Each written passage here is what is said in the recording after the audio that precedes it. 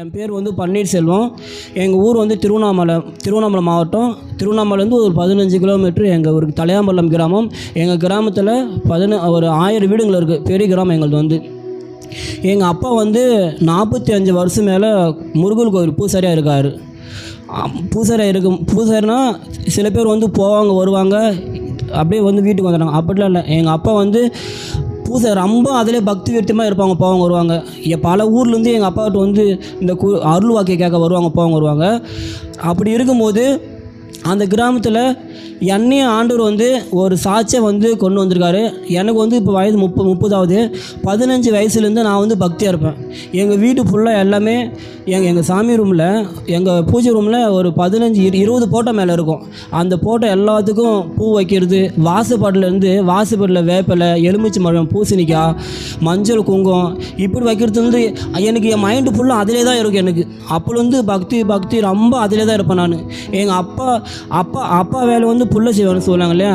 எங்கள் அப்பாவோட 3-4 மடங்கு நான் பக்தி அதிகமாக இருந்தேன். நான் வந்து எங்கள் அப்பா சும்மா இருப்பாங்க போவாங்க தான். ஆனால் நான் வந்து ரொம்ப பக்தியாக இருந்துட்டு வந்து காலையில் 5 மணிக்கு எழுந்திருப்பேன். 5 மணிக்கு எழுந்திரிச்சுன்னா 7 மணிலேருந்து 8 மணி வரைக்கும் நான் பூஜையிலே தான் இருப்பேன். நான் வந்து அப்படி இருக்கும்போது நான் அந்த 15 வயசில் தொடரும் போது அப்போ சும்மா ஏனோ பூஜை பண்ணிட்டு போயின்னு இருந்தேன். எங்களுடைய அந்த குலதெய்வம் வந்து காளி வந்து அது வந்து எல்லா பூஜை பண்ணுவாங்க போவாங்க வருவாங்க. காலையில் பகல் டைம் தான் போவாங்க. ஆனால் எங்களுடைய அந்த குலதெய்வம் காளி வந்து நைட்டு 10 மணிக்கு கிளம்புவாங்க வீட்டிலேருந்து. விடிகால 4 மணிக்கு தான் பூஜை பண்ணிட்டு வருவாங்க. அதுக்கு வந்து ஆடு கோழி பண்ணி 3மே வந்து பலியிடுவாங்க. அதுமாரி எங்களுடைய எங்கள் அப்பாவுடைய தலைமையிலேருந்து பண்ணிட்டு வந்து போயிருந்தாங்க. ஆனால் எங்கள் அப்பா வந்து பூசாரி வந்து இந்த முருகர் கோயில் பூசாரியாக போயிருந்தார். அப்போ அந்த பூசாரியாக போகும்போது எங்கள் அப்பா வந்து நாக்கில் வந்து ஒரு அடி அளவு குத்துவார். முதுகில் வந்து கொக்கி போட்டு இந்த மரத்தேறி இசுப்பாங்க. எண்ணெய் சட்டியில் வந்து அந்த வடை போட்டு அந்த வடை எடுப்பாங்க. அவரை கீழே படுக்க வச்சு நம்ம நெல் குத்துற உரல் இருக்கு இல்லையா, அது நெஞ்சில் வச்சு அது அந்த கொம்பு மஞ்சள் போட்டு அதை இடிப்பாங்க. இப்படிலாம் இருந்தாங்க போனாங்க வந்தாங்க. இப்படி இருக்கும்போது நானும் வந்து நான் கேட்ரிங் முடிச்சிருக்கேன். நான் வந்து சென்னையில் ஒர்க் பண்ணிட்டு இருந்தேன். இதுமாரி நம்ம அங்கே சென்னையில் ஒர்க் பண்ணும்போது பாருங்கள், நான் அங்கே இருக்கிற ஒரு கோவில் கூட மிஸ் பண்ண மாட்டேன். அம்மன் கோயில் எங்கே இருக்குது, எல்லா கோயிலும் வெள்ளிக்கிழமை, சனிக்கிழமை, கிருத்திகை, பௌர்ணமி, அமாவாசை எல்லா டைமும் போயிட்டு பூவில் வாங்கினா 1 முறை 2 முறை வாங்க மாட்டேன். 10 முறை இப்படி தான் வாங்கிட்டு போவேன். எல்லா சாமிக்கு போயிட்டு அந்த கோயிலை சுற்றி வருவேன். அந்த விவேகமான சாய்பாபா கோயிலுக்கு போவேன். அதுக்கு போயிட்டு ரோஜா மாலை வாங்கி போட வருவேன். இப்படியே தான் இருப்போம் வருவேன். இப்படியே இந்த சும்மா சிம்பிளாக பூஜை பண்ணிகிட்டு இருக்கும்போது தான் அந்த காலனியுடைய எங்கள் குலதெய்வம் வந்து அருள் என் மேலே இறங்க ஆரம்பிச்சு. எப்போனா நான் சென்னையில் வேலை செஞ்சுட்டு வந்து ரூமில் படுத்துட்டு இருந்தேன். கரெக்டாக 12 மணி எனக்குள்ளே வந்துடுச்சு. அது வந்தோடனே பாருங்கள், அது வந்து ரொம்ப பயங்கரமானது. ரத்த வெறி பிடிச்சிது. அது வந்துச்சுன்னா அது வந்த உடனே பாருங்கள், கையெல்லாம் இப்படி வச்சிடும், நாக்கு தொங்க போட்டு வந்துடும். நான் 12 மணிக்கு தூங்கிக்கிறேன். எனக்கு டக்குன்னு அதுமாரி ஆகிப்போச்சு. எனக்கு அதுமாரி ஆனோடனே எனக்கு ஒரு பயம் வந்துச்சு. என்னன்னு தெரியல, கையெல்லாம் இப்படி ஆகுது அப்படின்னு சொல்லிட்டு நான் பயந்துட்டேன். அப்புறம் எங்கள் மாமா ஊர்லேருந்து ஃபோன் பண்ணி, உனக்கு இதுமாரி குலதெய்வம் இறங்கிடுச்சு, நீ ஊருக்கு கிளம்புவான்னு சொல்லிட்டாங்க. நான் கிளம்பி இது எப்போ நடந்ததுன்னா 2015 நடந்தது. இது வந்து நான் கிளம்பி எங்கள் ஊருக்கு வந்தேன். அப்போ இதுமாரி குலசாமி இறங்கிடுச்சு, நீ 48 நாள் விரதம் இருக்கணும், விரதம் இருந்து நீ உன்னை குறி சொல்லுது அப்படின்னு சொன்னார். நான் வந்து யோசிக்கலை. அவர் சொன்னது எல்லாமே நான் பண்ணிட்டு வந்து எல்லாமே நான் என் வேலையை விட்டுட்டு வந்து 48 நாள் அதுக்கு நான் விரதம் ஆரம்பித்தேன். ஒரு தேங்காய் ஒரு தேங்காய் ஒரு வெங்கல சொம்பு அது எடுத்து அந்த தேங்காயிலே நான் உருவம் வர வச்சுருவேன். எல்லாம் இந்த சிலை எங்கே இருக்குதுன்னு கேட்பாங்க. நான் சொல்லுவேன், இல்லை இதை நான் உருவாக்குறது அப்படின்னு சொல்லுவேன். 48 நாளும் காலை மாலையும் பூஜையிலே தான் இருந்தேன். நான் வந்து இப்படிலாம் இருக்கும்போது அந்த பூஜை பண்ணிகிட்டு இருக்கும்போது அதுக்கு தேவையான பொருள் எல்லாமே என்னுடைய காசுலேயே தான் நான் வாங்குவேன். போயிட்டு வருவேன். யாருக்கிட்டே நான் கேட்க மாட்டேன், போக மாட்டேன். ஏகப்பட்ட கடன் வாங்கியிருக்கேன். அது வந்து நாங்கள் அந்த ஒரு பூஜை பண்ணுறதுனாவே 50,000 தான் நாங்கள் செலவு பண்ணுமே. அதுக்கு நாங்கள் கடன் வாங்கி தான் நான் பண்ணுவோம், போயிட்டு வருவேன். அந்த கோவிலில் பூசாரியாக இருக்கும்போது பாருங்கள், அந்த கோவில் வந்து ஊராளுங்களாம் சேர்ந்து காசு நான் வந்து என்னுடைய சொந்த காசுலேயே வச்சு தான் எல்லாமே அந்த கோவிலில் அந்த தேவையான பொருள் எல்லாமே அதுக்கு அலங்காரம் பண்ணுறது, அதுக்கு நகையிலேருந்து எல்லாமே நானே தான் வாங்குவேன். போயிட்டு வந்து கோவில்லாம் போயிட்டு சும்மா வந்துடுவாங்க. நான் அப்படிலாம் கிடையாது. எல்லாம் வந்து அந்த கோவிலில் நான் அலங்காரம் பண்ணிட்டு வெளியே வந்தேன்னா, இது யார் பண்ணது, வெளியூர்லேருந்து யாரும் வந்தாங்களா, இப்படி பண்ணியிருக்காங்களே அப்படின்னு என்னை வந்து கேட்பாங்க. எப்படி நீ இப்படி பண்ணுற அப்படின்னு சொல்லிட்டு, இல்லை எனக்கு தோணுச்சு நான் பண்ணேன் அப்படின்னு சொல்லிட்டேன். அது அந்த மைண்ட்லேயே தான் இருப்பேன். நான் அப்போ வந்து அந்த மைண்ட்லேயே இருக்கும்போது தான் எனக்குள்ளே வந்து நாங்கள் அந்த 48 நாள் விருது இருந்தோம் இல்லையா, அப்போ வந்து அநேக பேர் குறி சொல்ல நீ வந்து குறியில் உட்காரு அப்படின்னு சொல்ல ஆரம்பிச்சிட்டாங்க. நான் வந்து என்ன குழப்பமாக இருக்குது, நம்ம வேலையை விட்டுட்டு வந்துட்டோம், இதுமாரி வந்து குறிலாம் சொல்கிறாங்களே அப்படின்னு சொல்லிட்டு நான் திரும்பி என்ன பண்ணேன், அந்த பூஜையிலே தான் உட்காந்து இருந்துட்டேன். காலையில் சாயந்தரம் பூஜை பண்ணிகிட்டே இருந்தபோது தான் எங்கள் இந்த கோவிலில் வந்து ஒரு திருவிழா வந்துச்சு. அப்போ வந்து இந்த காப்பு கட்டினா அருள்வாக்கு வந்தால் தான் காப்பு கட்டணும்னு சொன்னாங்க. அப்போ நாங்கள் வந்து நின்றுட்டு இருந்தோம். எல்லாருக்கும் இந்த அருள்வாக்கு வந்தால் காப்பு கட்டாங்க. நான் வந்து அப்படியே நின்றுட்டே இருந்தேன். எனக்கு ஒன்றுமே இல்லை. அதுக்கப்புறமா தான் எனக்கு டக்குன்னு இந்த கோவில் வந்து இந்த பங்குனூத்தூர் சொல்லுவாங்க, அதை செய்கிறதுக்கெலாம் வந்து நீங்கள் வந்து அருள்வாக்கு வந்தால் தான் உங்களுக்கு காப்பு கட்டுன்னு சொல்லுவாங்க. எனக்கு வந்து அந்த முருகருடைய ஆய்வு வரும் தான் அதுதான் வரும் அருள் வரும் சொன்னாங்க.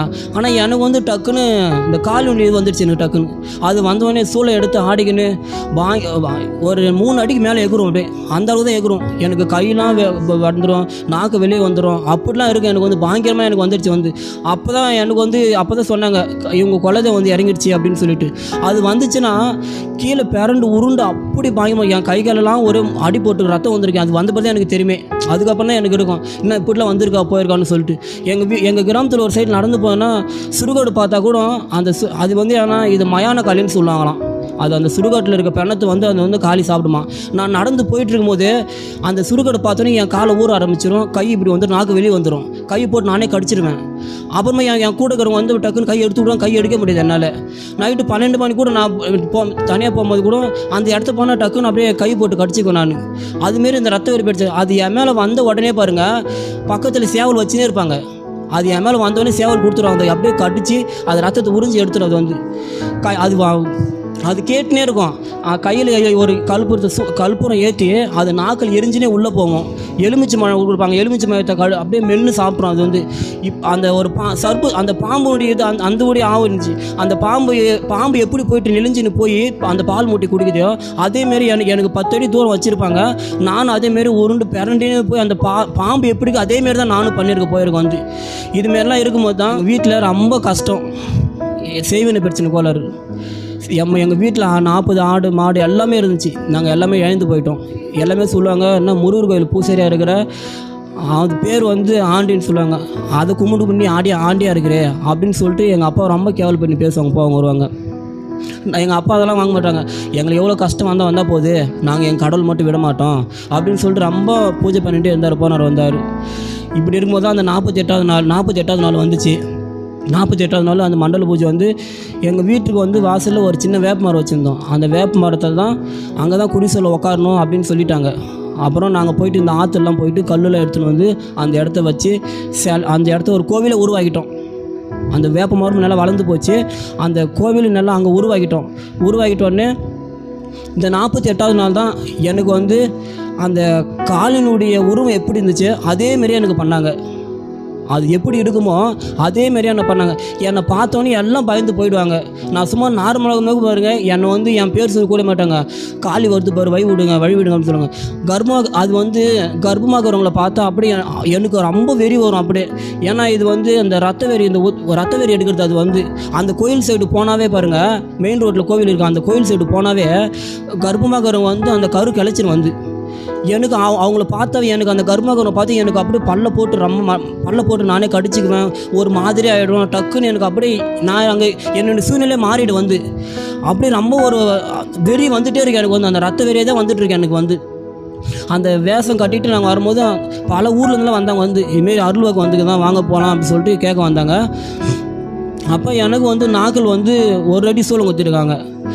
1 அடி சூளம். எங்கள் அப்பா என்னென்ன பண்ணாரோ அதெல்லாம் எனக்கு பண்ணாங்க. எங்கள் அப்பா எப்படி அந்த எண்ணெய் சட்டியில் வந்து 60 எண்ணெய் சட்டினா அந்த இரும்பு கடாயை வச்சுட்டு அந்த பங்குனூத்துற அன்றைக்கி இரும்பு கடாயில் எண்ணெய் ஊற்றிட்டு இந்த வடை நம்ம பருப்பு வடை இருக்கு இல்லையா, அதை தட்டி போடுவாங்க. அது வெந்துட்டு போட்டு வெறும் கையில் விட்டு வாருவாங்க.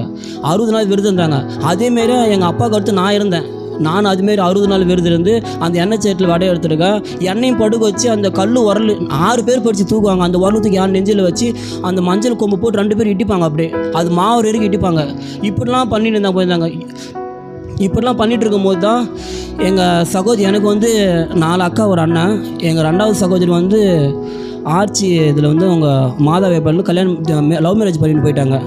அவங்க வந்து அதிலிருந்து திரும்பி 2019 ஆண்டவர் எடுத்துக்கினாங்க. ஏசப்பா உண்மையான கடவுள். நாங்கள் இதுமாரிலாம் பூஜை பண்ணிகிட்டு இருக்கும் போகுது வந்து எங்ககிட்ட சொல்லுவாங்க, இதுமாரிலாம் பண்ணாதீங்க, நீங்கள் இவ்வளோ பக்தியாக இவ்வளோ பூசையாக வந்து இருக்குங்க பாருங்க வரீங்களே, ஏசப்பா உண்மையான கடவுள், ஆண்டவர் நம்புங்க அப்படின்னு சொல்லிட்டு எங்கள் வீட்டில் வந்து ஜெபம் பண்ணுவாங்க. நான் சொல்கிறேன், நான் வந்து ஏசு பற்றி நான் சொல்கிறேன், ஏசு பற்றி என்கிட்ட சொல்லுது, வெளியே போகிறேன்னா வந்து முக்கோடு போட்டு உள்ளே அழுவுற, நாங்களே வந்து பூஜை ஆகிறோம், நீ வந்து எங்கள் வீட்டில் சேவினி பிரச்சனை இருக்குது அதுன்னு சொல்கிறேன், வீட்டில் வராது வெளியே போனேன். எங்கள் அக்காவை நான் ரொம்ப திட்டி அமைச்சிட்டேன். நான் வந்து எங்கள் வீட்டுக்கு பின்னாடி வீட்டுக்கு வரது, எங்கள் வீடு அவங்க வீடு மறைச்சிட்டு இருக்கோம், எங்கள் வீடு வேணும்னு சொல்லிட்டு எங்களுக்கு ஏகப்பட்ட பிரச்சனை செய்வேனே. நாங்கள் வந்து எங்கள் அநேக ஊர்லேருந்து எங்கள் வீட்டுக்கு எண்ணெய் தேடி வருவாங்க. ஆனால் பாருங்கள், எங்கள் ஃபேமிலி நாங்கள் வெளியில் கோயிலுக்கு தேடி போவோம். எங்கள் வீட்டில் இந்த சேவனி பிரச்சனையால் வீட்டில் சமாதானம் இருக்காது. எங்கள் அப்பா அம்மாலாம் 18 வருஷம் பேசாமல் இருந்தாங்க. எங்கள் வீட்டில் ரொம்ப வறுமையான கஷ்டத்தில் அப்படிலாம் இருந்தால் நாங்கள் வந்து ஒரு சமாதானம் மேலே கடன் தொல்லை ரொம்ப பிரச்சனை பாரத்தில் தான் இருந்தோம். வந்து இப்படி இருக்கும்போது தான் நான் அந்த 48 நாள் குறி சொல்லிட்டு இருந்தேன். குறி சொல்லியிருக்கும் போது தான் அந்த இடத்த வந்து 2 மாதம் நான் குறி சொன்னேன். 2 மாதம் குறி சொல்ல உட்காந்தேன். அநேக ஊர்லேருந்து எல்லோரும் வருவாங்க. காலையில் 10 மணிக்கு ஆரம்பித்தா 1 மணி ஆகிடும், திரும்பி 3 மணி உட்காந்து நைட்டு 7 மணி ஆகிடும். இதுமாரி நான் 2 மாதம் குறி சொல்லிட்டு உட்காந்துருந்தேன். உட்காந்துருக்கும்போது 2 மாதம் சொன்னேன், 3ஆவது மாதம் சொல்ல ஆரம்பித்தேன். காலையில் என்னை பார்த்தீங்கன்னா இப்போ 1 நிமிஷம் என்னுடைய நெத்தியில் வந்து ஒரு திருநீர் இல்லாமல் இருக்க மாட்டேன். இந்த புறத்துலேருந்து பட்டை அடிச்சுட்டு மஞ்சள் குங்குமம் சந்தனம் இது எல்லாமே பட்டையை எடுத்து அடிச்சிட்டு இருப்பேன். நான் கழுத்தில் அவ்வளோ மாலை போட்டிருப்பேன். அந்த விக்ரம சம்மந்தப்பட்ட எல்லாமே, அதனுடைய தாலி, அது இந்த வளையல் எல்லாமே எனக்கு இப்படி இருக்கும். எனக்கெல்லாம் அப்படியே அது என் மேலே வந்துட்டு போயிட்டு இதெல்லாம் பார்த்து எனக்கு அப்படியே ரொம்ப கஷ்டமாக இருக்கும். இன்னும் இப்படிலாம் இருக்குது வருது என்னை எல்லாம் கேவலமாக பேசுவாங்க. இன்னும் வந்து இதுக்கே அடிமைக்கிறோம், கல்யாணம் கூட பண்ண மாட்டான் இவெல்லாம், இதுக்கே தான் அடிமை கிடக்க போகிறான் அப்படின்னு சொல்லிட்டு என்னை ரொம்ப கேவலமாக பேசுனாங்க. என்னை ரொம்ப அந்த ஊரில் வெறுத்தாங்க. இப்படிலாம் போய் இந்த வாலி வயசில் இப்படி இருக்கிறான் பாரு அப்படின்னு சொல்லிட்டு, இன்னும் வேஷ்டி கட்டிட்டு பட்டை அடிச்சுன்னு கோயிலுக்கோயிலாக வச்சுருக்கிறான் அப்படின்னு சொல்லிட்டு என்னை ரொம்ப கேவலமாக பேசுனாங்க. அந்த குறி சொல்லிட்டு இருக்கும்போது தான் பாருங்கள், அதுக்கு தேவையான பொருள்லாம் ஜாட்டி சோளம் எல்லாம் அந்த இடத்த வச்சுட்டு என் கையில் வந்து வேப்பலை எலுமிச்சு சோளம் வச்சுட்டு நான் உக்காந்துட்டு இருந்தேன், பட்டெல்லாம் அடிச்சுட்டு. அப்போ என்னை சுற்றி உக்காந்துட்டு இருந்தாங்க குறி கேட்குறதுக்காக. நான் கண்ணை மூடி பூஜைலாம் பண்ணிவிட்டு உக்காந்தேன். அப்போ எல்லாம் உட்காந்து இதுமாரி குறி சொல்ல வந்துக்கிறோம், எங்களுக்கு அருள் வாக்கு சொல்லுங்கன்னாங்க. நான் முட்டி போட்டு இதுமாரி அந்த கோவிலுக்கு முன்னாடி வந்து நான் கண்ணை மூடினேன். என் கண்ணை 2 மாதமாக நல்லா குறி சொல்லியிருந்தேன். அனைவரும் அருள் வாக்கு வந்தாங்க. 3ஆவது மாதம் பாருங்கள், நான் கண்ணை மூடின உடனே என் கண்ணுக்கு முன்னாடி சிலுவை மட்டும்தான் நின்றுச்சு. எனக்குள்ளே வந்து குழப்பம். நான் தூங்கும் போது பார்த்தீங்களா, அந்த வேப்ப மரம் மட்டும்தான் இருக்கும். அந்த வேப்ப மரத்து பாருங்கள், ஒருத்தரை தொட மாட்டேன். அந்த ஊர்களுக்கெல்லாம் வந்து ஒரு இலை பறிச்சுக்கோன்னு கேட்பாங்க, அது சாமி மரம் தொடாதுங்க அப்படிங்க.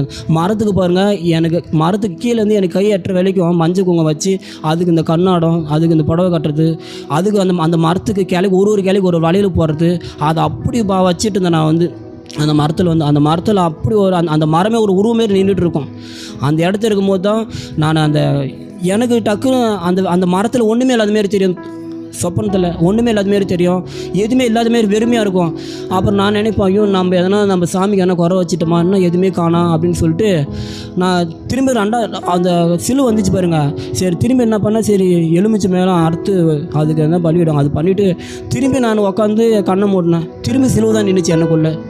அப்புறம் உக்காண்டே இருந்தேன். இல்லைன்னா நாங்கள் என்ன சாமி குறிக்காக வந்துக்கிறோம், எதுவுமே சொல்ல மாட்டேங்கிறீங்க அப்படின்னாங்க. இல்லைங்க வாக்கு வரல, எந்திரிச்சு போங்கன்னு சொல்லிட்டேன். எந்திரிச்சு போயிட்டாங்க. 2ஆவது நாள் திரும்பி உக்காந்தோம். திரும்பி வந்து நான் பூஜை பண்ணும்போது திரும்பி கண்ணை மூடி உட்காந்து திரும்பி சிலுவை தான் நின்றுச்சு. அப்போ நான் என்ன பண்ணி எந்திரிச்சிட்டேன். போயிட்டு எங்கள் ஊரில் எங்கள் வீட்டுக்கும் 1 கிலோமீட்டர் தாண்டி கோவில், முருகர் கோவில், நாங்கள் பூசாரி இருந்த கோவில். அந்த கோவிலில் போயிட்டு, கோவில் ரொம்ப நாளாக கட்டாமல் இருந்துச்சு. அப்புறம் கோவில் கட்டினாங்க. நாங்கள் அதில் தான் போயிட்டு காலையில் சாயந்தரம் 20 அங்கேயே தான் அந்த கோயிலில் தான் இருப்போம். போயிட்டு வந்தேன் நான். அப்போ எங்கள் அப்பா வந்து என்னால் முடியல, நீ போய் பண்ணு அப்படின்னு சொல்லுவாங்க. நான் பார்த்துக்க நீ போன்னு சொல்லிட்டு நான் போய் அந்த கோவிலில் போயிட்டு காலையில் 5 மணிக்கு போனால் 9 மணி 10 மணி வீட்டுக்கு வரேன். அதுக்கான அபிஷேக பொருள் எல்லாம் பண்ணி அதுக்கு எல்லாம் தேவையான பொருள், அதுக்கு அலங்காரம் எல்லாமே பண்ணி ஒரு அந்த கல்லுக்கு வந்து ஒரு மணி சுரூபத்து மாரி உருவத்தை வர வச்சுருவேன். வர வச்சுட்டு லாஸ்ட்டாக அங்கேயும் சரி இந்த கல்புரம் ஏற்றுவோம் இல்லையா, அதுக்கு பூஜை பண்ணிவிட்டு நானும் சரி கண்ணை மூடுறேன். அந்த கருவாருக்குள்ளே சிலுவை தான் நின்றுச்சு எனக்கு. அப்புறம் எனக்குள்ளே குழப்பம் வந்துச்சுன்னா சிலுவை வருது அப்படின்னு சொல்லிட்டு, அப்புறம் கோவிலுக்கு வெளியில் ஒரு 50 அடி தள்ளி ஒரு சின்ன புத்து இருந்துச்சு. அது அமாவாசை டைம் ஆனால் அந்த புத்து வந்து நீ பூஜை பண்ணுன்னு சொன்னாங்க. அங்கே எல்லாம் இப்போ சின்ன பசங்களாம் வச்சு அந்த புத்துக்கெலாம் பூஜை பண்ணோம். அந்த புத்து பூஜை பண்ண வளர ஆரம்பிச்சிச்சு. அப்புறம் அங்கே போகிறவங்க என்ன சொன்னாங்க, இந்த புத்தில் பெரிய பாம்பு இருக்குது, இங்கே ஒரு பெரிய கோவில் கட்டிடலாம், அந்த நிலம் பக்கத்தில் வயல் இருந்துச்சு, 3 சென்ட் இடம் கொடுத்துறோம், நீங்கள் இங்கே கோவில் கட்டிக்குங்க அப்படின்னு சொன்னாங்க. நாங்கள் சரி அப்போ தான் அந்த ஆடி மாதம் ஸ்டார்ட் ஆகிடுச்சு. சரி நாங்களும் ஒத்துக்கணும். உங்கள் பையனை இங்கே எங்கள் ஊரெல்லாம் பேசிட்டாங்க, உங்கள் பையனை இங்கே கோயில் கட்டி விட்டுரு, அவன் இங்கே குடி சொல்லட்டும், அவனுக்கு இங்கே நாங்கள் இடம் கொடுத்துறோன்னு சொன்னாங்க. அந்த புத்துக்கள் வந்து அமாவாசைலாம் அந்த புத்துக்கு அவ்வளோ அந்த புத்து திடீர்னு அந்தமாரி அந்த மெயின் ரோடு போகிறவரெல்லாம் இது எப்படி உருவாச்சு, என்ன இப்படி இருக்கா அப்படி எல்லாம் பயந்துருவாங்க பார்த்துட்டு. இல்லை நான் தான் இதெல்லாம் பண்ணேன் போனோம் அப்படின்னு சொல்லுவேன். அப்புறம் ஒரு அண்ணன் சொன்னாங்க, இந்த இடத்த பெரிய பாம்பு இருக்குது, சக்தி நிறையா இருக்குது, இந்த இடம் ரொம்ப பிரகாசமாக இருக்கும், இந்த இடத்த ஒரு கோயில் கட்டுங்க, நான் காசு தரேன்னு சொன்னாங்க. நான் என்ன சொன்னேன், அதுக்கிட்ட அந்த புத்தகத்தில் உட்காரேன், என்ன நான் தான் ஒன்று உருவாக்கினேன், எல்லாம் பாம்பு போகுதுன்னு சொல்கிறாங்க, என் கண்ணுக்கு ஒன்று கூட தெரியல அப்படின்னு சொல்லிட்டு அந்த புத்து சுற்றி வந்தேன். நான் ஒரு கையில் கல்புரம் தட்டு ஒரு கையில் வத்தி எடுத்துன்னு அந்த புத்தை சுற்றி வரேன். பார்த்தா அந்த சிலுக்குள்ளே பெரிய மரத்தில் சிலுவை நிற்கிது உள்ள அந்த புத்துக்குள்ளே. இன்னும் இந்த புத்துக்குள்ளே வந்து சிலுவை நிற்குதுன்னு சொல்லிட்டு நான் ஒரு கோவிலுக்கு போய்ட்டு வரோம். எங்கள் கோவில் வந்து ஓரமாக நின்றுட்டேன். நம்ம இதெல்லாம் எங்கே பார்த்தாலும் சிலுவே வருது, நம்ம இதெல்லாம் பண்ணுறது தப்பு, ஏன் நம்ம இது பண்ணணும், நம்ம இதுமாரி பண்ணக்கூடாது, நம்மளுக்கும் ஒரு வேலை இருக்குல்ல, நம்ம கேட்டரிங் படிச்சிருக்கிறோம், இவங்க வந்து இதில் நம்ம வந்து அடிமைத்தனம் பண்ணி வச்சுக்குது, நம்ம இதை விட்டுட்டு போயிடணும் அப்படின்னு சொல்லிட்டு 2022 தான் நான் வந்து எங்கள் மாமாட்ட வந்து சொன்னேன், நான் இதுமாரி நான் குறி சொல்ல மாட்டேன், நான் பூஜைலாம் பண்ண மாட்டேன், நான் மாதத்தில் ஒரு டைம் வந்து நான் சாமி கும்பிட்டுக்கிறேன் அப்படின்னு சொல்லிட்டு நான் வேலைக்கு போகிறேன். அவர் நான் சொன்னார், நீ இதெல்லாம் விட்டுட்டு போனேன் ஒன்று ஒரு ரூபாய் பண்ணிவிடுனார். நான் சொன்னேன், அது என்ன பண்ணிட்டு நான் பார்க்குறேன் அப்படின்னு. நான் கிளம்பி நேராக திருப்பூருக்கு தான் வேலைக்கு வந்தேன். ஒரு ரெஸ்டாரண்ட்டில் வந்து பாஸ்போர்ட்டில் வேலை செஞ்சுட்டு இருந்தேன்.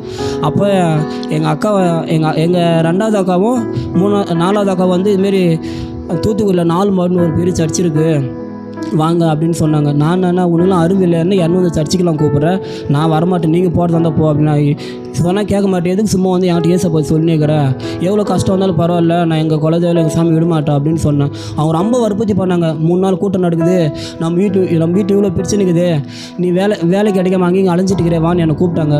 சரி நானும் வரேன்னு சொல்லிட்டு அங்கேருந்து திருப்பூர்லேருந்து மதியம் கிளம்புனேன். சாயந்தரம் ஒரு 6 மணிக்கு மதுரையிலேருந்து தூத்துக்குடி போயிட்டு 10 மணிக்கு இறங்கினேன். அப்போ வந்து எனக்கு அந்த 4 மாவட்டம் பேர் சொல்ல தெரியாது, அந்த இடமும் தெரியாது. அப்போ திருச்செந்தூருக்கு தான் நான் சபரிமலைக்கு 9 வருஷம் போயிருக்கேன். 48 கிலோமீட்டர் அந்த மலை பகுதியில் நடந்து போயிருக்கேன். 9 வருஷம் சபரிமலைக்கு போயிருக்கேன். நான் வந்து இந்த நம்ம தமிழ்நாட்டில் நான் போகாத கோயிலே இல்லை, எல்லா கோயிலுக்கு போயிட்டு வந்துட்டேன் நான் வந்து. அப்போ அந்த லாஸ்ட்டாக நான் போனது வந்து திருச்செந்தூர் தான். திருச்செந்தூருக்கு போயிட்டு நைட்டு அங்கே எல்லாம் காலையில் 3 மணிக்கு பாருங்கள் எல்லாம் அந்த வழிபாடு பண்ணிவிட்டு காலையில் தான் நான் 4 மணிக்கு 9 மணிக்கு வந்தேன். அப்போ எங்கள் அக்கா வந்தாங்க, 3 நாள் உனக்கு ரிஜிஸ்ட்ரேஷன் பண்ணிட்டு இருந்தாங்க. யார் கேட்டு பண்ணேன், நான் வந்து உங்களை பார்க்க தான் வந்தேன், நான் சர்ச்சுக்கு வந்தேன், என்னென்ன அப்படி வந்து எனக்கு 3 நாள் ரிஜிஸ்ட்ரேஷன், நீ 3 நாள் எங்கே இருக்குன்னு சொல்கிறேன், நான் இன்றைக்கி ஈவினிங்கே கிளம்பி நான் இருக்க மாட்டேன் அப்படின்னு சொன்னேன். நாங்கள் வந்தது எப்படி எங்கள் ஊர் ஆளுங்க தெரிஞ்சிருச்சு, இன்னும் சர்ச்சுக்கு போயிட்டாமே அப்படின்னு சொன்னாங்க. யார் சொன்ன அப்படிலாம் இல்லை, நம்ம சாமி நான் விட மாட்டேன், சரி நான் சும்மா பேர் எங்கள் அக்காவெல்லாம் பார்க்க தான் போனேன், சர்ச்சுக்கெலாம் நானும் கடவுளாக வணங்க மாட்டேன் அப்படின்னு சொன்னேன். அப்போ எங்கள் அக்கா உள்ளே கூட்டின்னு போனாங்க. நான் அப்போ தான் புதுசாக 2022 மே மாதம் அந்த 25ஆம் தேதி நான் உள்ளே போனேன். உள்ளே போய் அந்த கூடாரத்தெல்லாம் பார்த்து எனக்கு ரொம்ப ஒரு சந்தோஷமாகி போச்சு. அப்போ பட்டெல்லாம் அடிச்சுன்னு தான் போனேன் உள்ளே, எல்லாம் ஒரு மாதிரியாக பார்த்தாங்க. அது உள்ளே போனோடனே போயிட்டு முன்னாடி அந்த கூடாரத்துலேயே நின்னேன். எல்லாம் சொன்னாங்க, கடவுள் நல்லா வணங்கு, ஆண்டவர் கூப்பிடுறாங்க. எனக்கு அது எதுவுமே தெரியாதில்ல, என்ன பண்ணணுன்னு எது போகணும் ஒன்றுமே தெரியாது. கண்ணை மூடி ஒரே வார்த்தை கேட்டேன், உலகத்தில் கடவுள் இருந்து என்கிட்ட பேசுங்க. எங்கள் வீட்டில் நாங்கள் எல்லாத்தையும் இழந்து போயிட்டோம், நாங்கள் அந்த கிராமத்தில் அசிங்கப்பட்டு அவமானப்பட்டு இருக்கிறோம், நாங்களே குறி சொல்லி பூஜை பண்ணிட்டு இருந்தோம். எல்லா கிராமத்துக்கு போயிட்டு நாங்கள் எல்லா கிராமத்தையும் எங்களை தேடி வருவாங்க, ஆனால் நாங்கள் வந்து எல்லோரும் தேடி போகிறோம், எங்களுக்கு எங்கே போனாலும் இந்த பரிகாரம் பண்ணுங்க அப்படின்னு சொன்னாங்க. நான் அந்த பரிகாரம்லாம் பண்ணி பார்த்துட்டோம், எங்களுக்கு ஒரு விடுதலை வரல, இந்த சேவனை பிடிச்சலாம் உண்மையா அப்படின்னு சொல்லிட்டு நான் ஆண்டவர் ஏசப்பா நீங்கள் உண்மையான கடவுளாக இருந்தால் என்கிட்ட பேசுங்க அப்படின்னு சொல்லிட்டு நான் கண்ணை தான் மூடினேன். நான் கண்ணை மூடினோடனே என்கிட்ட வந்து இந்த மாய மந்திரம், இந்த பில்லி சொல்லி உண்மை இருக்குன்னு என்கிட்ட எல்லாத்தையும் தெரியப்படுத்தினார். எங்கள் வீட்டில் எந்தெந்த இடம் இருக்குன்னு எல்லாத்தையும் என்கிட்ட காமிச்சார். அன்றைக்கே இந்த சேவனை போர் எதால் வந்துச்சு, எங்கெங்கே போனாங்க அது எல்லாமே காமிச்சார். அது காலையில் காமிச்சிட்டாருங்க. பாருங்கள், மதியம் கிளம்பி அங்கே 4 கிலோமீட்டர் தள்ளி வன திருப்பதி இருக்குது. இது காமிச்சிட்டோன்னு நான் திரும்பி அங்கே போனேன். அந்த வன திருப்பதியில் போய் அங்கே போய், ஏன்னா நாங்கள் சபரிமலைக்கு வந்து அந்த கோயிலுக்குலாம் அங்கே போவோம், பக்கத்தில் இருக்குன்னு சொல்லிட்டு அங்கே போய் திரும்பி நான் பட்டெல்லாம் அடிச்சுட்டு வந்துட்டேன். 2 மணிக்கு திரும்பி கூட்டம் நடந்துச்சு. அப்போ என்ன பண்ணேன், எனக்குள்ளே ஒரு இன்னும் இப்படிலாம் காமிச்சாங்க ஏசப்பா சரி அப்படின்னு சொல்லிட்டு என் கையில் அந்த திரும்பி எல்லோரும் அழைச்சிட்டு திரும்பி உள்ளே போயிட்டேன். உள்ளே போயிட்டு 2வது நாள் வந்து ஏசப்பா நீங்கள் கடவுளை நம்பிட்டேன், எனக்கு வந்து நீங்கள் தெரியப்படுத்திட்டீங்க, 2வது நாள் ஒப்பு கொடுத்தேன். இனிமேல் நான் எந்த இந்து கோயிலுக்கு போக மாட்டேன், நான் பூஜையும் பண்ண மாட்டேன், நான் உங்களே நம்பர் ஏசப்பான்னு சொன்னேன். 3வது நாள் தான் திரைப்பின் வாசல் ஜபத்தில் அன்றைக்கி தான் அங்கே இருக்கிற அம்மாமாரெலாம் சொன்னாங்க, நீங்கள் அழுது ஜபம் பண்ணுங்க, ஏசப்பாட்ட பேசுங்க அப்படின்னு சொல்லிட்டு பாஸ்டிங் இருக்குன்னு சொன்னாங்க. அதுக்கு முன்னாடி வீட்டில் இருக்கும்போது ஜெபிக்கிற நிகழ்ச்சி கூட எங்கள் அக்காலாம் பார்த்துட்டு இருப்பாங்க. இந்த பிரேயர் பாருன்னுவாங்க. மோகனையை பேசும்போது யார் அந்த ஆள் என்ன கத்திட்டு இருக்கிறான், அவன் வந்து பாருன்னு சொல்கிறேன், அதெல்லாம் பார்க்க மாட்டேன் போ அப்படின்னு எங்கள் அக்காவை திட்டிட்டு நான் வந்து அதுக்கப்புறம் பாருங்கள் அந்த 4 மணி வரும்போது அவர் பேசினா மட்டும்தான் நான் உள்ளே உட்காந்து கேட்டேன். போயிட்டு அவர் நல்லா பேசுகிறாரு, நல்லா இருக்குன்னு சொல்லிட்டு அவர் கேட்குறதா நான் வந்து உள்ளே உட்காந்துட்டு இருந்தேன். 3வது நாள் தான் நான் வந்து நல்லா ஒப்பு கொடுத்து அழுது ஜெபம் பண்ணேன். ஆண்டவரே, என்னை எங்கள் வீட்டில் இந்த சேவனை சாப்பிட்டு எடுத்து போடுங்க, நான் உங்களை நம்புகிறேன் ஏசப்பா. எங்கள் வீட்டில் அந்த கிராமத்தை நாங்கள் அவமானம் போட்டு போயிட்டோம், எங்களை நீங்கள் தலை நிமிர செய்யுங்க, எங்கள் வீட்டில் இந்த சேவனை பிடிச்சி எடுத்து போடுங்கன்னு சொல்லிட்டு அப்போ நான் நல்லா கண்ணை மூடி எனக்குள்ளே ஒரே கண்ணீராக வந்துட்டு இருக்கேன். நான் அழுது ரொம்ப எனக்கு தெரிஞ்ச மாதிரியுமே நான் ஆண்டவர் வேண்டின்னு இருக்கிறேன். அப்போ மோகனாயா வந்து ஜெபம் அப்போ சேவனை பிடிச்சதுக்காக சாப்பிட்றதுக்காக ஜெபம் பண்ண சொன்னாங்க. நானும் வந்து ஆண்டவரை ஏசப்பா எங்கள் வீட்டில் இந்த சேவனை போல எடுத்து போடுங்க ஏசப்பா, எரிச்சு போடுங்கன்னு சொல்லிட்டு நானும் கேட்டுன்னு இருக்கிறேன். அது கேட்டுன்னு இருக்கும்போது எங்கள் தரிசனத்தில் எங்கள் வீடு வந்துருச்சு. எங்கள் வீடு பாருங்கள், கேட்டால் எங்கள் பீரோ எந்த கலர் இருக்குது, எங்கள் கட்டில் எந்த கலர் இருக்குது, எங்கள் வீடு அறை வந்துச்சு. நான் ஆண்டவர் சச்சத்தை நான் பார்த்து தான் சொல்கிறேன். முழங்கால் படிக்கிட்டார் ஏசப்பா எங்கள் வீட்டுக்குள்ளே வந்து. முழங்கால் படிக்கிட்டு வெள்ளை வஸ்திரம் நான் நல்லா அழகாக பார்த்து வரேன். முழங்கால் படிக்கிட்டு எங்கள் வீட்டில் இருந்த அந்த அப்படி பள்ளம் தோன்றாரு ஒரு எலுமிச்சை மழை சேவன பொருளாக வெளியே வந்துகிட்டே இருக்குது. எல்லாமே எடுத்து வெளியே போட்டு எங்கள் வீடு ஃபுல்லாக எரிஞ்சு எல்லாம் வெளியே ஒரே அந்த அக்னியாக எரிஞ்சு வெளியே போகுது எல்லாமே. அது எரிஞ்சுட்டோன்னே ஏசப்பா சொன்னேன், இம்மா நாளாக நீங்கள் ஒரு நரகத்தில் சேவன் பிடிச்சிருந்தேங்க, இனிமேல் நான் வந்து வெளிச்சமாகணும்னு சொல்லிட்டு எங்கள் வீடு ஃபுல்லாக ஒரு வெளிச்சமாக வந்துடுச்சு. சிலுவையாக நிற்குது வீடு ஃபுல்லாக. ஏசப்பா இப்படிலாம் காட்டுதுன்னு சொல்லிட்டு நான் அழுது ஜெபம் பண்ணிக்கிறேன். இது காமிச்சிட்டோன்னே பன்னீர்செல்வம் ஆண்டவர் உங்களை சாட்சி சொல்ல அழைக்கிறாரு, உங்கள் வீட்டில் சேவன் எழுத மோகன் என்னை பேர் சொல்லி கூப்பிட்றாங்க. நான் இவர் யார் என்னை பேர் சொல்லி கூப்பிட்றாங்க அப்படின்னு சொல்லிட்டு திரும்பி சொல்கிறாரு, பன்னீர்செல்வம் ஆண்டவர் உங்கள் வீட்டில் இந்த சேவனை பிடிச்சில சாப்பாடு எடுத்து போட்டார் வாங்கன்னு சொன்னேன்னு. நான் பாருங்கள் அந்த ஃபஸ்ட்டு டைமே நான் போய் அந்த ஆண்டியில் மேடையில் ஏற வச்சு நான் ஏசெல்லாம் ஏற்றுக்க மாட்டேன்னு சொன்னேன். ஆனால் பாருங்கள் அன்றைக்கி ஏசப்பா தான் உண்மையான கடவுள்னு சொல்ல வச்சு என்னை வெளியே வர வச்சார். எல்லாமே அங்கே இருக்கிற என் கூட வந்து எல்லாமே ஆச்சரியப்பட்டாங்க. இத்தனை வருஷமாக நான் வருஷம் கணக்கு வரேன், அந்த ஸ்டேஜில் யாரும் எனக்கு ஒரு வாய்ப்பு கிடைக்கல, நீங்கள் வந்த உடனே பதில் ஏற்றிங்களே, ஏசப்பா உங்களை எவ்வளோ நேசிக்கிறார் அப்படின்னு சொல்லிட்டு நான் ஆண்டு அதில் தான் ஏற்றுக்கொண்டேன். அங்கேருந்து நான் விருதுநகர் பக்கத்தில் எனக்கு வேலை கிடச்சிச்சு. நான் போயிட்டு அங்கே ஒரு ஏசி பாரில் வந்து சைனீஸ் மாஸ்டராக வேலை செஞ்சுன்னு இருந்தேன். அங்கே போய் வேலை செஞ்சுட்டு இருக்கும்போது அது வந்து ஒரு மதுபான கடை தான். நான் அப்போயே எனக்கு என்னன்னு தெரியாது இல்லையா, ரொம்ப மொபைல் அடிமைத்தனமாக இருந்துன்னு போய்க்கின்னு இப்படியே அதெல்லாம் பண்ணிட்டு போயின்னு இருந்தேன். அப்போ தான் அங்கே நான் பக்கத்தில் ஒரு சர்ச் இருந்துச்சு. ஒரு அம்மா அந்த பெண்கள் கூட்டம் நடக்கும்போது நீ எந்த ஒரு பண்ணான்னு விசாரித்தாங்க. இதுமாரி சொன்னேன், நம்ம வந்து அந்த மதுபானத்துக்காக ஜெபிக்கிறோம், அங்கெல்லாம் நீ போகக்கூடாது, அங்கே வேலை செய்யக்கூடாது அப்படின்னு சொன்னாங்க. நான் என்ன சொன்னேன், அவருக்கு பிடிக்கல நாங்கள் வந்து தூக்கிட்டோம் அப்படின்னு சொன்னேன். 1.5 மாதம் தான் வேலை செய்தேன். வேறு ஒருத்தர் பண்ண தப்பு என்ன மேலே வந்து, ஆனால் அங்கேருந்து வரும்போது நான் இந்த தப்பு பண்ண நிரூபிச்சுட்டு அந்த 2022 ஆகஸ்ட் மாதம் அங்கேருந்து நான் பெங்களூர் போயிட்டேன். எங்கள் ஃபேமிலி இருந்ததாக பெங்களூர் தான். அந்த ஆண்டூர்தெல்லாம் காமிச்ச பிறகு ஒரு 6 மாதமாக நான் ஒரு மாதத்துக்கே 4-5 டைம் சினிமாவுக்கு போயிடுவேன். படம் பார்க்குறது, போகிறது வருது, இப்படியே அதில் ஏசப்பாப்பெல்லாம் தெரிஞ்சு நானும் திரும்பி போய் அந்த படம்லாம் பார்த்துட்டு இப்படியே இருந்தேன். நான் வந்து அதுக்கப்புறம் தான் 6 மாதத்துக்கு திரும்பி நான் அங்கே பாருங்கள் அந்த அக்டோபரில் வந்து இந்த வாலண்டியர்ஸ்லாம் தேவை அப்படின்னு சொன்னாங்க. நான் என் பேர் கொடுத்துட்டேன். அங்கே தன்னோட ஊழியத்தில் வந்து ஆள் தேவைனாங்க, அங்கே பேர் கொடுத்துட்டேன். அங்கே இருக்கும்போதே பாருங்கள் கையில் இந்த வெள்ளி பேஸ்லைட்டு செயின் இந்த கம்மல்லாம் போட்டுன்னு தான் போவேன். அங்கே போய் தான் அப்போ அதெல்லாம் எடுத்துருங்க அப்படின்னு சொன்னாங்க. அதெல்லாம் எடுத்துகிட்டு அந்த கூட்டத்தில் போய் நான் கலந்து ஆரம்பித்தேன். அப்பயும் பாருங்கள் எனக்குள்ளே அந்த பாவம் இருந்துச்சு. அப்புறமா தான் எனக்குள்ளே வந்து நைட்டு 12 மணிக்கு எனக்குள்ளே என்னன்னு தெரியல ஒரு மனசுக்குள்ள ஒரு பாரம் வந்துச்சு. நான் உட்காந்து கண்ணீர் விட்டு 1 மணி நேரம் அழுதேன். ஏசப்பா என்னை மன்னிச்சிருங்க, நீங்கள் கடவுள் திட்டமாக நான் எவ்வளோ பாவம் பண்ணிட்டு போயிட்டேன்னு சொல்லிட்டு என்னோடய பாவத்தை எல்லாம் நான் அறிக்கிட்டேன். எல்லாத்தையும் நான் மன்னிச்சிருக்கேன் ஏசப்பா அப்படின்னு சொல்லிட்டு நான் அழுது கண்ணீர் விட்டேன்.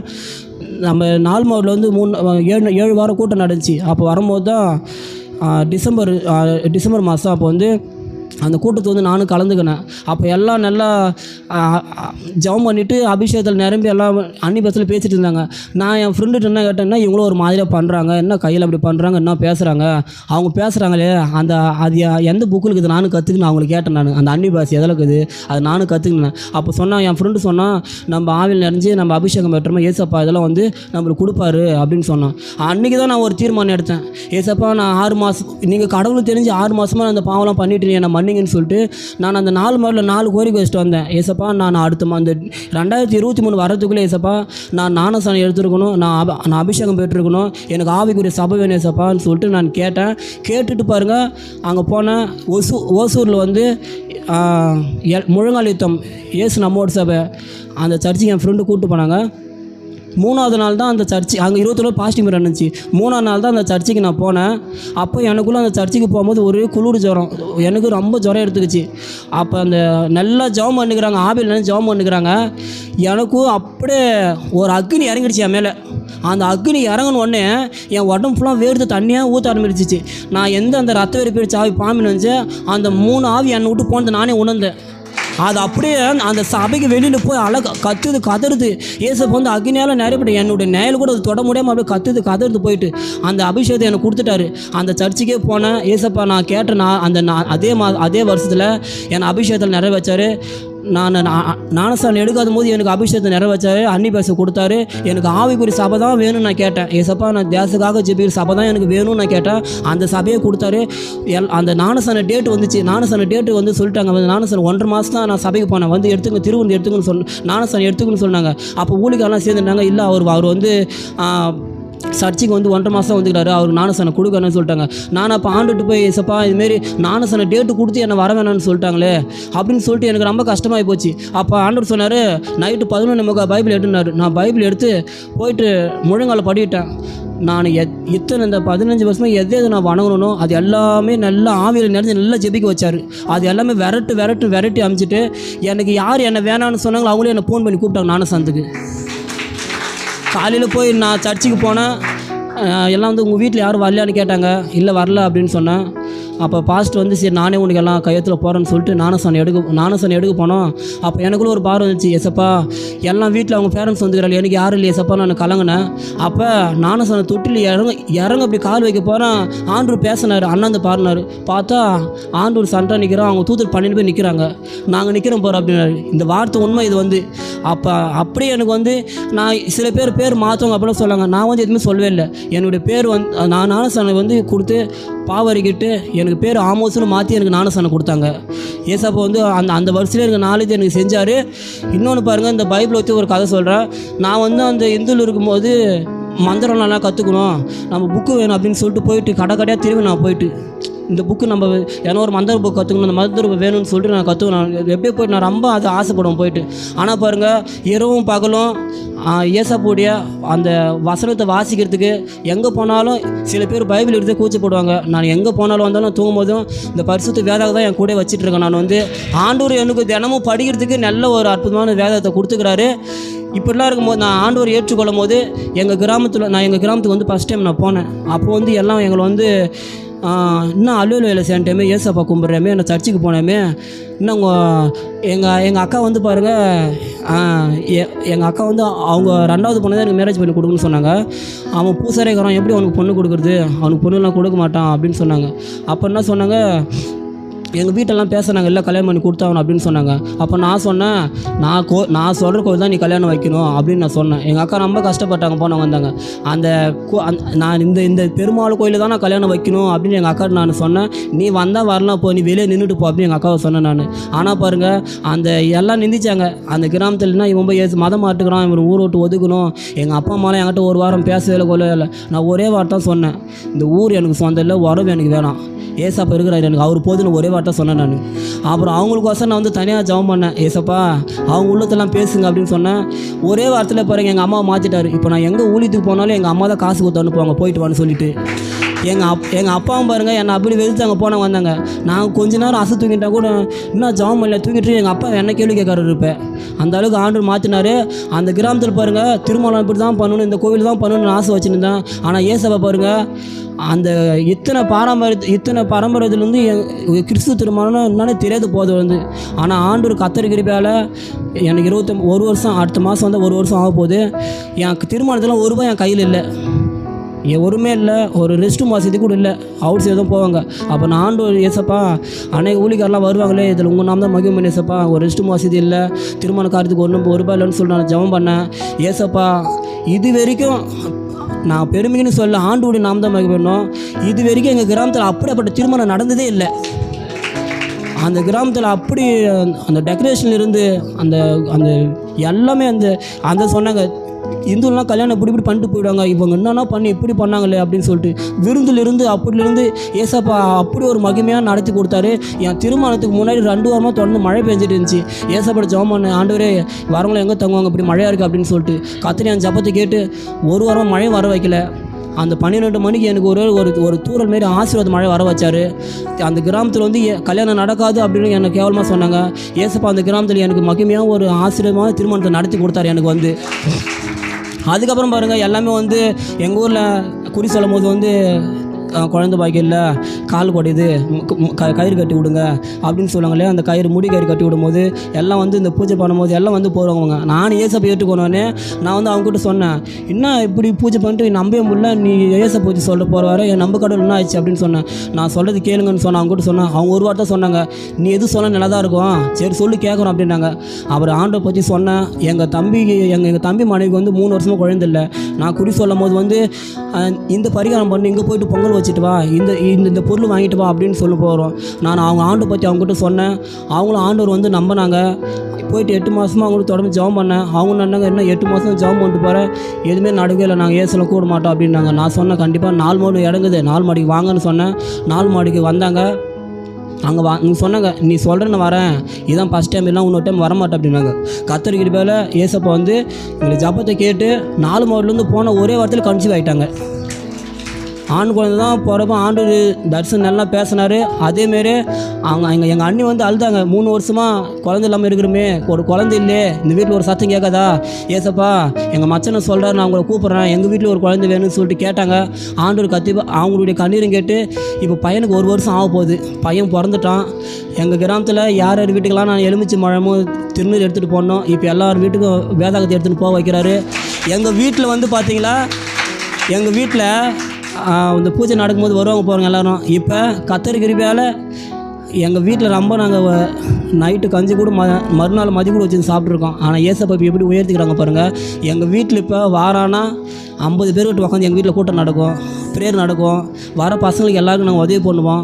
நாங்கள் எல்லாருக்கும் ஆண்டவர் எங்களை கொடுக்க வச்சுருக்காரு, எல்லாருக்கும் உணவு கொடுக்க வச்சுக்கிறாரு. ஆண்டவர் மகிமையாக நடத்தினார். இன்னொரு சின்ன சாட்சி, எங்களுடைய தாய்மாமன் மனைவி 15 வருஷம் குழந்தை பாக்கி இல்லாமல் இருக்காங்க. அவங்க ரொம்ப பக்தியாக இருப்பாங்க. நான் அவங்ககிட்ட சொன்னேன், அக்கா ஏசப்பா நம்புங்கக்கா, ஆண்டவர் நம்புங்க, ஏசப்பா கண்டிப்பாக உண்மையான கடவுள், உனக்கு குழந்தை பாக்கத்தை கொடுப்பாருக்கா, அவர் நம்புன்னு சொன்னேன். அவங்களும் சரி 2 வருஷமாக ஒன்றும் இல்லை அப்படின்னு சொல்லிட்டுருக்காங்க. நீ என்ன சொல்கிற போகிற, எனக்கு எதுவும் நல்லது நடக்க மாட்டேங்குது அப்படின்னு சொன்னாங்க. ஆண்டவருக்கு அனுபவம் கொடுப்பாருக்கான்னு சொன்னேன். 4 மாதத்துக்கு முன்னாடி தான் நான் தூங்கிட்டு எனக்கு ஒரு கனவு வந்துச்சு. காரில் கூப்பிட்டு போகிறாங்க, 2 ஆண் குழந்தை பிறந்த மாரி கனவு கண்டேன். நான் ஏசப்பா இது யாருன்னு தெரியல, இது யார் காமிங்க அப்படின்னு நான் கேட்டேன். அப்புறம் ஏசப்பா நான் குழப்பத்தில் உட்காந்துருந்தேன் பாருங்கள். அந்த குழப்பத்துலேருந்து அவங்களே என்னை ஃபோன் பண்ணி சொல்கிறாங்க, நான் 3 மாதம் கன்சீவாக இருக்கேன் அப்படின்னு. 15 வருஷம் கழிச்சு ஏசப்பா அதுமாரி எங்கள் அநேக அற்புதம் செஞ்சுக்காரு போயிருக்காரு. அந்த கிராமத்தில் எங்களை ஆண்டவர் ஒரு சாட்சியை வச்சுருக்காரு. நான் பாருங்கள், ஒரு மழைக்கு கூட பிடிச்சதில்லை, போனதில்லை. குப்பையில் இருக்கிறவங்க கோபித்துக்கு ஆண்டவர் சொல்லிக்கிறாரு. அதேமாரி நாங்களாம் ஒரு குப்பையில் கடந்து போயிட்டு வந்தோம். ஒரு பூசாரி அடிமைத்தனம் பண்ணிட்டு போயிருந்தோம். ஆனால் ஆண்டவர் என்னை தெரிந்து கொண்டா, நான் நினச்சி கூட பார்க்கவே இல்லை. ஏசப்பா எப்படி திட்டிருக்கும் போயிருக்கிறேன். ஆனால் ஆண்டவர் என்னை தெரிந்து கொண்டார். அந்த தெரிந்து கொண்டு உங்கள் மூலியமாக அந்த சாட்சி போன வாரம் தான் நான் போயிட்டு திருச்சியில் என்னுடைய சாட்சி சொல்லிட்டு வந்தேன். ஆண்டவர் ஒரு கிராமத்துக்கு ஒவ்வொரு சபையில் என்னுடைய சாட்சி சொல்ல வைக்கிறாரு. ஏசப்பா உங்களெல்லாம் சந்தித்து இந்த சாட்சி சொன்னதுக்கு ஆண்டுக்கு நான் கொடாக்கூடி நன்றி செலுத்துக்கிறேன். ஒரு வார்த்தை ஆண்டவர்கிட்ட ஏற்றுக்கொள்ளேன்னு நான் எதுவுமே ஒருத்தர் ஏசப்பா எனக்கு ஆடம்பர வாழ்க்கை, காரு மங்களம் எதுவுமே வேணாம். நான் ரெண்டே கோரிக்கை வைக்கிறேன். ஏசப்பா என் கிராம ரட்சிக்கு பொண்ணு, என் கிராமத்தை சபை கட்டுன்னு தான் நான் ஆண்டவர்கிட்ட கேட்டுக்கிறேன். எனக்கு எப்படி நான் குறி சொல்லும் போது சிலுவை நிற்க வச்சாரோ அதேமாதிரி ஆண்டு நான் ஜெபம் பண்ணும்போது ஏசப்பா அந்த ஒரு திருசபையை கட்டுறாட்டு ஒரு சிலுவை நிற்க வச்சுக்கிறாரு. அந்த இடத்த நான் கட்டி கொடுப்பேன் அப்படின்னு சொல்லியிருக்காரு. கத்தரிக்கிறப்பால் அது நடத்துவார். ஏசப்பா இவ்வளோ பேர் நான் ஒரு சாப கட்டிலிருந்து எங்கள் குடும்பம் இப்படி இருந்து நாங்கள் எல்லாம் ஆடு மாடி இழந்து போனது எங்களை திரும்பி வர வச்சுட்டாரு. அந்த கிராமத்தில் ஒரு ஆசிரமம் வச்சுக்கிறாரு. ஏசப்பா என்னை தெரிந்து கொண்டதுக்கு கொடாக்கொடி நன்றி சொல்லிட்டு உங்களை எல்லாருக்கும். நம்ம கைகளை தட்டுவோம் நல்ல பலனோடு. பாருங்க, ஒருவேளை உங்களுக்கு இவர் சொன்ன சாட்சியெல்லாம் பொய்ன்னு தோணுச்சுன்னா டைரெக்டாக திருவண்ணாமலை போங்க. கிராம பேர் என்ன? தலையாம்பள்ளம். தலையாம்பள்ளம் கிராமத்துக்கு போய் பிரதர் பன்னீர்செல்வத்தை பற்றி கேட்டு பாருங்கள். உயிருள்ள சாட்சியாய் இன்னைக்கு நம்ம மத்தியில் தேவனை பாட்டி வச்சிருக்கிறார். அல்லேலூயா, அல்லேலூயா. நம்ம ஒரு கண்களை மூடி அவருக்கு நேராக கையை நீட்டி தேவன் அவர்களை ஆசீர்வதிக்கும்படி. ஹல்லேலூயா. ரீபாலா சந்தர பரகதா. ஹல்லேலூயா. Thank you Lord. உன்னை நான் பெயர் சொல்லி அழைத்தேன், நீ என்னுடையவன் என்று தேவன் தம் பக்கமாய் திருப்பிக் கொண்டீங்களப்பா. ஹல்லேலூயா. ரீபா சந்தலபா. நீங்கள் இப்பொழுது இருக்கிறதை பார்க்கலாம், இப்பொழுது இருக்கிறதை பார்க்கலாம் 1000 மடங்கு பெருகும்படி, 1000 மடங்கு பெருகும்படி தேவன் அந்த காரியத்தை வாய்க்க பண்ணுவாராக. ஜெபம் பண்ணுங்க. ஆண்டவரே, இந்த சகோதரனுடைய குடும்பம், இவருடைய ஊழியம் இப்பொழுது இருக்கிறதை பார்க்கலாம் 1000 மடங்கு பெருகட்டும் சொல்லுங்க. 1000 மடங்கு பெருகட்டும், 1000 மடங்கு பெருகட்டும். அந்த தேசத்தில் பலுகி பெருக வைப்பீராக, பலுகி பெருக வைப்பீராக. ஜனங்கள் மத்தியிலே இன்னும் அதிகமாய் உயர்த்துவீராக, ஆசீர்வதிப்பீராக. ஆண்டவரே, ஒரு உயிருள்ள சாட்சியாக எங்கள் மத்தியில் தேவன் நிறுத்தி வைத்திருக்கிறீங்க. தேவ கிருபைகளுக்காக ஸ்தோத்திரம். இன்னும் மகனுடைய வாழ்க்கையில் எவைகள் எல்லாம் தேவைகளாக இருக்கிறதோ தேவன் அதை சந்திப்பீராக. ஆண்டவரே, அந்த கிராமத்தில் ஒரு திருச்சபை நான் கட்டணும், அந்த கிராம ஜனங்கள் எல்லாம் ரட்சிக்கப்படணும்னு சொல்லி ஆண்டவரே ஆத்தும தாகத்தோடு இருக்கிற மகனுடைய ஆண்டவரே விண்ணப்பத்தை கர்த்தர் கேட்டு இன்றைக்கு அதற்கான பணிகளை பரலோகம் செய்ய போவதற்காக ஸ்தோத்திரம். ஓ, பரலோகத்தின் ஆண்டவர் இன்றைக்கு அங்கிருந்து அவர் சொல்ல ஆகும், கட்டளையிட நிற்கும் என்ற வார்த்தையின்படி ஆவியானவர் காரியங்களை கைகூடி வர பண்ணுவதற்காக ஸ்தோத்திரிக்கிறோம், நன்றி செலுத்துகிறோம். கரத்தில் ஒப்பு கொடுக்கிற ஆண்டவரே, பெரிய காரியங்கள் செய்யுங்க, ஆசீர்வதிங்க. இயேசுவின் நாமத்தில் ஜெபிக்கிறோம் நல்ல பிதாவே, ஆமென். கைகளை தட்டி